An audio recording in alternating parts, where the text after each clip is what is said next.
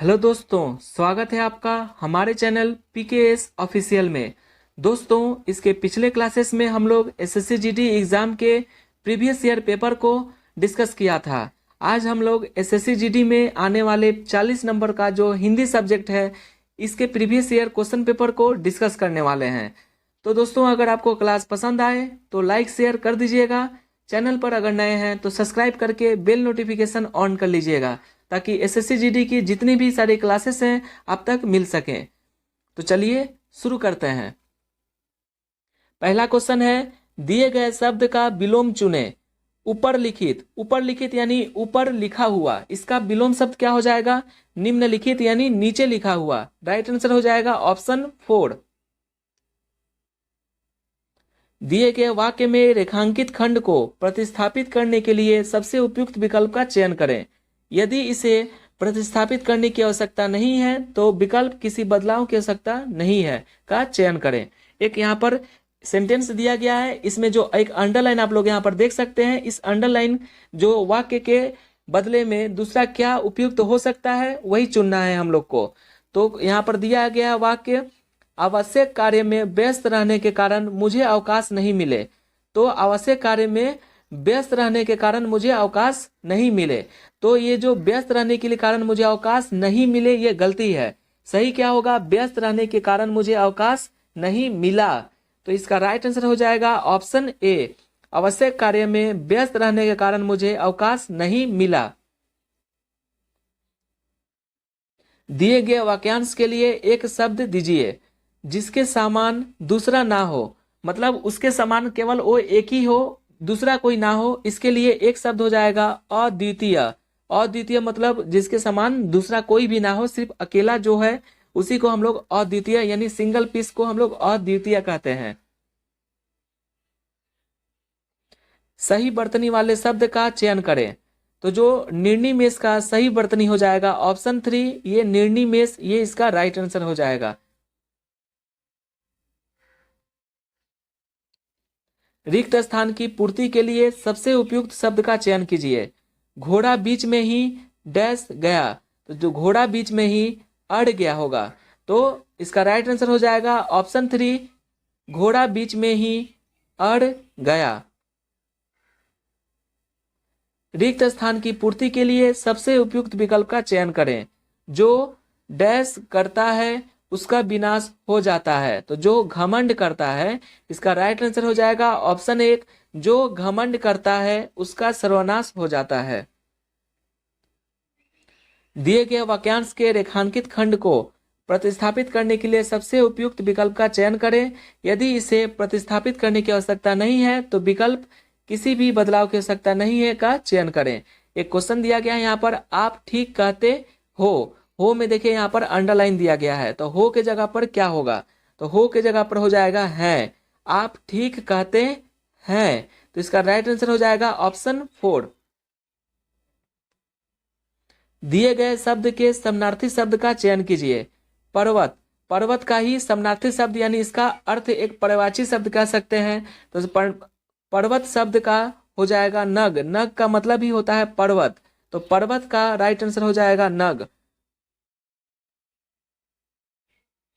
रिक्त स्थानों की पूर्ति के लिए सबसे उपयुक्त विकल्प का चयन करें।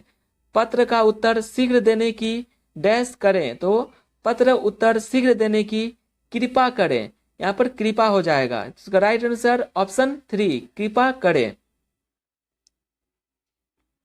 दिए गए वाक्य का वह भाग ज्ञात करें जिसमें कोई त्रुटि है।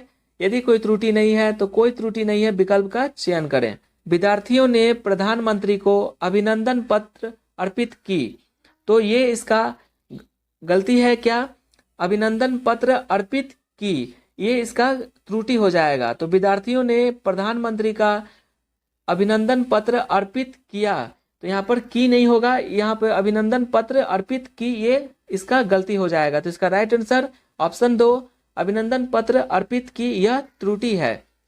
सरोवर का पर्यायवाची है, यानी सरोवर शब्द का पर्यायवाची यानी समानार्थी शब्द क्या होगा? तो सरोवर का अर्थ होता है तालाब। तालाब, इसे हम लोग सरोवर कहते हैं। दिए गए वाक्यांश में रेखांकित खंड को प्रतिस्थापित करने के लिए सबसे उपयुक्त विकल्प का चयन करें। यदि इसे प्रतिस्थापित करने की आवश्यकता नहीं है तो विकल्प किसी बदलाव की आवश्यकता नहीं है का चयन करें। सीता की मुख चंद्र देखकर राम भी खिल उठे। इसमें गलती क्या है? सीता की नहीं होगा, सीता का मुख चंद्र। तो इसका राइट आंसर हो जाएगा ऑप्शन 2। ये सीता का मुख चंद्र यहाँ पर होगा, ये गलती लिखा है। तो ये क्या हो जाएगा? ऑप्शन 2। दिए गए वाक्यांश के लिए एक शब्द दीजिए। जो प्राणी जमीन पर रहता हो उसे हम लोग थलचर कहते हैं, और जो जल में रहता है उसे हम लोग जलचर कहते हैं। जो आकाश में उड़ता है उसे हम लोग नभचर कहते हैं। तो जो प्राणी जमीन पर रहता है उसे हम लोग क्या कहेंगे? थलचर कहेंगे। सही वर्तनी वाले शब्द का चयन करें। मंतव्य का राइट आंसर हो जाएगा ऑप्शन 1 मंतव्य। बाकी सब गलती है, ये ऑप्शन 1 सही है। जिस पर आक्रमण हो, वाक्यांश के लिए एक शब्द क्या होगा? तो जिस पर आक्रमण हो उसे हम लोग आक्रांत कहते हैं। आक्रांत इसका राइट आंसर हो जाएगा ऑप्शन 2। विफल का विलोम शब्द होगा। विफल का विलोम शब्द यानी उल्टा क्या हो जाएगा? विफल का हो जाएगा सफल। यहाँ पर आप लोग देख सकते हैं। उस विकल्प का चयन कीजिए जो निम्न मुहावरे का अर्थ व्यक्त करता है। लंगोटी में फाग खेलना। लंगोटी में फाग खेलना का मुहावरे का अर्थ हो जाएगा दरिद्रता में आनंद लूटना, यानी गरीबी में आनंद लूटना। इसका राइट आंसर हो जाएगा। दिए गए वाक्य के किस भाग में त्रुटि है? झूठ बोलना पाप है। तो देखिए यहाँ पर झूठ लिखा है, झूठ होता है झूठ। तो इसका राइट आंसर हो जाएगा ऑप्शन 2। ये झूठ क्या है? ये गलती लिखा है, ये भाग में त्रुटि है। दिए गए वाक्य के किस भाग में त्रुटि है? पत्र किसके नाम पर लिखा गया है? तो पत्र किसके नाम पर लिखा गया? पत्र किसे लिखा गया होगा, किसके नाम पर नहीं होता है। तो इसका राइट आंसर हो जाएगा ऑप्शन 2। ये नाम पर जो लिखा है ये क्या है? त्रुटि है, यानी गलती है। उस विकल्प का चयन कीजिए जो निम्न मुहावरे का अर्थ व्यक्त करता है। घर की मुर्गी दाल बराबर। इसका मुहावरा हो जाएगी घर की वस्तु को तुच्छ समझना, यानी घर की वस्तु को कोई चीज नहीं समझते हैं उसे हम लोग कहते हैं घर की मुर्गी दाल बराबर। इसका राइट आंसर हो जाएगा ऑप्शन 1 घर की वस्तु को तुच्छ समझना। तो आज इतना ही क्वेश्चन रखे थे। यह सारे क्वेश्चन प्रीवियस ईयर पेपर के हैं जो आप लोग के सामने डिस्कस किया था। नेक्स्ट क्लासेस में बाकी क्वेश्चन को हम लोग डिस्कस करेंगे। मिलते हैं नेक्स्ट वीडियो में, तब तक के लिए जय हिंद।